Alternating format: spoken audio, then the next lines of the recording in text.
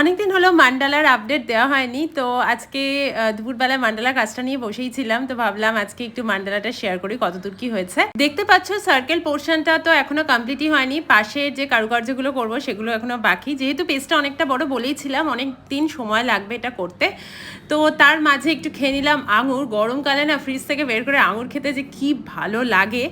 আর তারপর আঁকা আঁকির কাজ সেরে আমি পুকাইয়ের জন্য একটু ওটস করে দিয়েছিলাম আর নিজেও একটু খেয়ে নিলাম। পুকাই আজকাল ওটস খেতে ভীষণ ভালোবাসে।